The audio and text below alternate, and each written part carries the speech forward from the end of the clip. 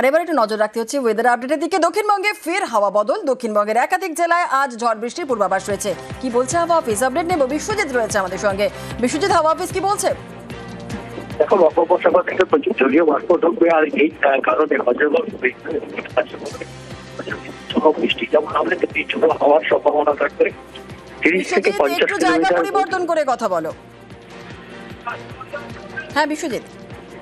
30 থেকে 50 কিলোমিটার গতিবেগে দমকা ঝোড়ো বাতাস বইতে পারে এবং একই সঙ্গে সেই এই বজ্রবিদ্যুৎ সহ ঝড় বৃষ্টির সম্ভাবনা চলবে মঙ্গলবার পর্যন্ত। বেশিরভাগ ঝড় বৃষ্টি হতে পারে বাঁকুড়া, পুরুলিয়া, পশ্চিম বর্ধমান, পূর্ব বর্ধমান, মুর্শিদাবাদ এবং হুগলি জেলাতে আজ সম্ভাবনা রয়েছে। মঙ্গলবারেও আজ পর্যন্ত এই বজ্রবিদ্যুৎ সহ ঝড় বৃষ্টির সম্ভাবনা থাকবে। বেশ, একেবারে অনেক ধন্যবাদ। দক্ষিণবঙ্গে হাওয়া বদল আর দক্ষিণবঙ্গে একাধিক জেলায় যেমন ঝড় বৃষ্টির পূর্বাভাস রয়েছে, একটু উত্তরবঙ্গের দিকেও নজর রাখি, কারণ উত্তরবঙ্গে আবার আজ ভারী বৃষ্টির পূর্বাভাস রয়েছে। উত্তরবঙ্গের উপরের জেলায় ভারী বৃষ্টি, ঝড় বৃষ্টি হতে পারে। আর কি বলছে হাওয়া অফিস, কেমন ওয়েদার আছে আজকে পাহাড়ে সকাল থেকে? পার্থ রয়েছে আমাদের সঙ্গে, পার্থরে বিস্তারিত বলবে। পার্থ, একেবারে দেখা গত কয়েকদিন ধরেই কিন্তু উত্তরবঙ্গের আকাশে মেঘলা রয়েছে এবং বৃষ্টি হচ্ছে বেশ কয়েকটি জেলায়।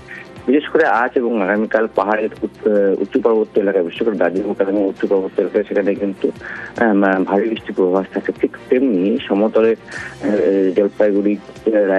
জলপাইগুড়ি, আলিপুরদুয়ার, কোচবিহার এবং ডুয়ার্সের একাংশ এবং শিলিগুড়িতে কিন্তু ভারী বৃষ্টির পূর্বাভাস। শুধু সেই সঙ্গে কিন্তু দমকা হাওয়া ববে, অর্থাৎ ঝড় বৃষ্টির পূর্বাভাস থাকছে আজ এবং আগামীকাল উত্তরের সব জেলাতে, এবং সকাল থেকে আকাশ মেঘলা রয়েছে গোটা উত্তরবঙ্গে এবং দিনভর বিক্ষিপ্তভাবে বৃষ্টির পূর্বাভাস থাকছে। বেশ, ধন্যবাদ।